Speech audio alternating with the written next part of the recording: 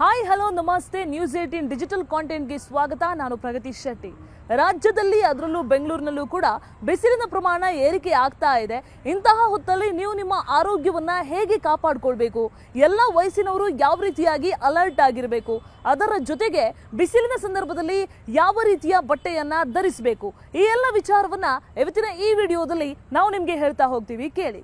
So ಕಲಬುರಗಿಯಲ್ಲಾಗಲಿ ಅಥವಾ ಉತ್ತರ ಕನ್ನಡ, ದಕ್ಷಿಣ ಕನ್ನಡ, ಉಡುಪಿ ಭಾಗ ಜೊತೆಗೆ ಬೆಂಗಳೂರಿನಲ್ಲಾಗಲಿ ದಾಖಲೆಯ ಪ್ರಮಾಣದಲ್ಲಿ ಬಿಸಿಲು ಏರಿಕೆ ಆಗ್ತಾ ಇದೆ. ಮಳೆ ಬರುವಂತಹ ಮುನ್ಸೂಚನೆ ಬಹಳ ಕಡಿಮೆ ಇದೆ. ಇಂತಹ ಹೊತ್ತಲ್ಲಿ ನಿಮ್ಮ ಆರೋಗ್ಯದ ಜಾಗೃತಿಯನ್ನು ವಹಿಸುವುದು ಬಹಳ ಎಚ್ಚರ ಅಂತ ತಜ್ಞ ವೈದ್ಯರು ಹೇಳ್ತಾ ಇದ್ದಾರೆ. ಹಾಗಾದ್ರೆ ವೈದ್ಯರು ಏನು ಹೇಳಿದ್ರು? ಅಖಿಲ ಭಾರತ ಖಾಸಗಿ ಆಸ್ಪತ್ರೆಗಳ ಸಂಘದ ಅಧ್ಯಕ್ಷ ಡಾಕ್ಟರ್ ಎಚ್.ಎಂ. ಪ್ರಸನ್ನ ಅವ್ರನ್ನ ಮಾತಾಡಿಸಿದಾಗ ಅವರು ಒಂದಷ್ಟು ಇನ್ಫಾರ್ಮೇಶನ್ ಅನ್ನ ನಮಗೆ ಕೊಟ್ಟರು. ಎಲ್ಲಾ ವಯೋಮಾನದವರು ಕೂಡ ಈ ಸಂದರ್ಭದಲ್ಲಿ 2 ರಿಂದ 3 ಲೀಟರ್ ನೀರನ್ನ ಕಡ್ಡಾಯವಾಗಿ ಕುಡಿಬೇಕು. ಅದರಲ್ಲೂ ಚಿಕ್ಕ ಮಕ್ಕಳು 2.5 ರಿಂದ 3 ಲೀಟರ್ ನೀರನ್ನ ದಿನನಿತ್ಯ ಕುಡಿಯುವ ಹಾಗೆ ಪೋಷಕರು ನೋಡ್ಕೊಳ್ಬೇಕು. ಅದರ ಜೊತೆಗೆ ನೀರನ್ನು ಕುಡಿದ ಮೇಲೆ ಅವರು ಯೂರಿನ್ 2-3 ಸಲ ಪಾಸ್ ಮಾಡ್ತಾ ಇದ್ದಾರಾ ಇಲ್ವಾ, ಇದೆಲ್ಲವನ್ನು ಕೂಡ ಪೋಷಕರು ಖಚಿತತೆಯನ್ನ ಪಡಿಸ್ಕೊಳ್ಬೇಕು. ಜೊತೆಗೆ ಮಕ್ಕಳಿಗೆ ಸಿಕ್ಕ ಕಡೆಯಲ್ಲೆಲ್ಲ ನೀರು ಕುಡಿಸೋದನ್ನ ಮಾಡಬಾರ್ದು, ಬಹಳ ಶುಚಿತ್ವವನ್ನ ಮೇಂಟೈನ್ ಮಾಡಬೇಕು. ಜೊತೆಗೆ ಆ ಮಕ್ಕಳು ಕೇಳ್ತಾರೆ ಅಂತ ಹೇಳ್ಬಿಟ್ಟು ಯಾವ್ಯಾವುದು ಜ್ಯೂಸ್ ಅನ್ನ ಕುಡಿಸಬಾರ್ದು ಅನ್ನುವಂತಹ ಸಲಹೆಯನ್ನ ಕೊಡಲಾಗಿದೆ. ಇನ್ನು ಯುವಕರು ಈ ಸಂದರ್ಭದಲ್ಲಿ, ಬೇಸಿಗೆಯ ಸಂದರ್ಭದಲ್ಲಿ ಗ್ರೌಂಡ್ಗೆ ಆಟ ಆಡೋಕೆ ಹೋದಾಗ್ಲೋ ಅಥವಾ ಹೊರಗಡೆ ಎಲ್ಲೋ ಹೋದಂತಹ ಸಂದರ್ಭದಲ್ಲಿ ಹೆಚ್ಚಾಗಿ ಈಗಿನ ಯೂತ್ಸ್ ಈ ಎನರ್ಜಿ ಡ್ರಿಂಕ್ಗಳನ್ನ ಕುಡಿತಾರೆ.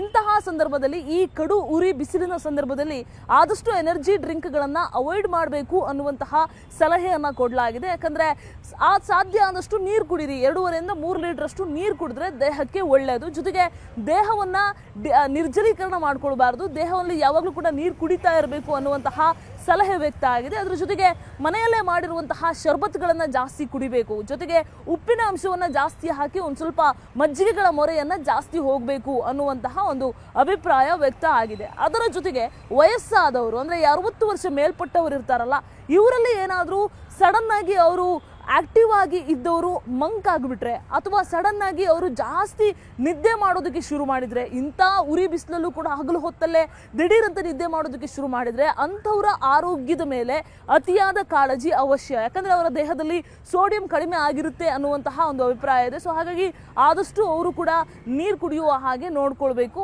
ಆಹಾರ ಪದ್ಧತಿ ಎಕ್ಸ್ಟ್ರಾ ಏನು ಬೇರೆ ಮಾಡೋ ಅವಶ್ಯಕತೆ ಇಲ್ಲ. ಈಗ ಏನು ಅವರು ಮಾಡ್ತಾ ಇದ್ದಾರೆ, ಆಹಾರ ಹೇಗೆ ತಗೊಳ್ತಾ ಇದ್ದಾರೆ, ಇಂಟೇಕ್ ಹೇಗಿದೆ, ಅದೇ ರೀತಿಯಾಗಿ ಆಹಾರವನ್ನು ತಗೊಳ್ಬೇಕು. ಜೊತೆಗೆ ಸ್ಪೈಸಿ ಡಯಟ್ ಮಾಡೋರು ಇರ್ತಾರಲ್ಲ, ಅವರು ಈ ಸಂದರ್ಭದಲ್ಲಿ ಈ ಸ್ಪೈಸಿ ಡಯಟ್ಗಳನ್ನು ಮಾಡಬಾರ್ದು. ಸಾಧಾರಣವಾದ ಅಗತ್ಯಕ್ಕೆ ತಕ್ಕ ಹಾಗೆ ಆಹಾರವನ್ನು ತೆಗೆದುಕೊಳ್ಬೇಕು ಅನ್ನುವಂತಹ ಸಲಹೆಯನ್ನು ವೈದ್ಯರು ಕೊಟ್ಟಿರುವಂಥದ್ದು. ಎಲ್ಲ ವಯೋಮಾನದವರು ಕೂಡ ಈ ಸಲಹೆಯನ್ನು ಪಾಲನೆ ಮಾಡಬೇಕು. ಇದನ್ನು ಹೊರತುಪಡಿಸಿದರೆ ಒಂದಷ್ಟು ಫ್ಯಾಷನ್ ಡಿಸೈನರ್ಗಳಾಗಲಿ ಅಥವಾ ಈ ವಸ್ತ್ರ ವಿನ್ಯಾಸದ ಬಗ್ಗೆ ಎಕ್ಸ್ಪರ್ಟ್ಗಳು ಈ ಬೇಸಿಗೆ ಸಂದರ್ಭದಲ್ಲಿ ನಿಮ್ಮ ಬಟ್ಟೆ ಯಾವ ರೀತಿಯಾಗಿರಬೇಕು ಅನ್ನೋದ್ರ ಬಗ್ಗೆ ನಮಗೆ ಸ್ಪೆಷಲಿ ಬಾಲಿವುಡ್ ಮತ್ತು ಕನ್ನಡದಲ್ಲಿ ಫೇಮಸ್ ಆಗಿರುವಂತಹ ಒಂದಷ್ಟು ಎಕ್ಸ್ಪರ್ಟ್ಗಳು ನಮಗೊಂದಷ್ಟು ಮಾಹಿತಿ ಕೊಟ್ಟಿದ್ದಾರೆ. ಅದೇನಪ್ಪ ಅಂತ ಅಂದರೆ, ಈ ಉರಿ ಬಿಸಿಲಿನ ಹೊತ್ತಲ್ಲಿ ನೀವು ಸ್ಲೀವ್ಲೆಸ್ಸನ್ನು ಹಾಕೊಂಡು ಹೋದರೆ ನಮಗೆ ಶೆಕೆ ಆಗಲ್ಲ, ಫ್ರೀ ಆಗಿರುತ್ತೆ ಅನ್ನುವಂತಹ ಕಾರಣಕ್ಕೆ ಸ್ಲೀವ್ಲೆಸ್ ಬಟ್ಟೆಯನ್ನು ಜಾಸ್ತಿ ಹಾಕಬಾರ್ದು. ಯಾಕಂದರೆ ಸೂರ್ಯನ ಕಿರಣ ನೇರವಾಗಿ ನಿಮ್ಮ ಮೈ ಮೇಲೆ ಬಿದ್ದಾಗ ಚರ್ಮ ಟ್ಯಾನ್ ಆಗುವಂತಹ ಸಾಧ್ಯತೆ ಇರುತ್ತೆ. ಜೊತೆಗೆ ನಿಮ್ಮ ಸ್ಕಿನ್ ಬರ್ನ್ ಆಗುವಂತಹ ಸಾಧ್ಯತೆ ಕೂಡ ಇರುತ್ತೆ ಅನ್ನುವಂತಹ ಮಾತಿದೆ. ಸೊ ಹಾಗಾಗಿ ಆದಷ್ಟು